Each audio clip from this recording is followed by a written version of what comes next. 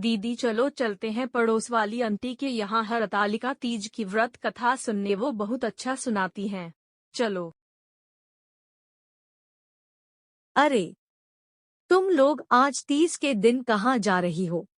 हम सब आपके पास आए हैं तीज की व्रत कथा सुनने। अच्छा चलो सुनाती हूँ। बोलो शंकर भगवान माता पार्वती की जय। एक कथा के अनुसार माँ पार्वती ने अपने पूर्व जन्म में भगवान शंकर को पति रूप में प्राप्त करने के लिए हिमालय पर गंगा के तट पर अपनी बाल्यावस्था में अधोमुखी होकर घोर तप किया। इस दौरान उन्होंने अन्न का सेवन नहीं किया। काफी समय सूखे पत्ते चबाकर काटी और फिर कई वर्षों तक उन्होंने केवल हवा पीकर ही जीवन व्यतीत किया। माता पार्वती की यह स्थिति देखकर उनके पिता अत्यंत दुखी थे। इसी दौरान एक दिन महर्षि नारद भगवान विष्णु की ओर से पार्वती जी के विवाह का प्रस्ताव लेकर मां पार्वती के पिता के पास पहुंचे, जिसे उन्होंने सहर्ष ही स्वीकार कर लिया। पिता ने जब मां पार्वती को उनके विवाह की बात बतलाई तो वे बहुत दुखी हो गई और जोर जोर से विलाप करने लगी।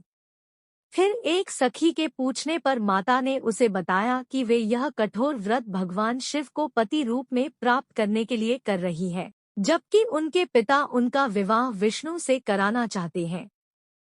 तब सहेली की सलाह पर माता पार्वती घने वन में चली गई और वहां एक गुफा में जाकर भगवान शिव की आराधना में लीन हो गई। मां पार्वती की इस तपस्विनी रूप को नवरात्रि के दौरान माता शैलपुत्री के नाम से पूजा जाता है। भाद्रपद तृतीया शुक्ल के दिन हस्त नक्षत्र को माता पार्वती ने रेत से शिवलिंग का निर्माण किया और भोलेनाथ की स्तुति में लीन होकर रात्रि जागरण किया। तब माता के इस कठोर तपस्या से प्रसन्न होकर भगवान शिव ने उन्हें दर्शन दिए और इच्छानुसार उनको अपनी पत्नी के रूप में स्वीकार कर लिया।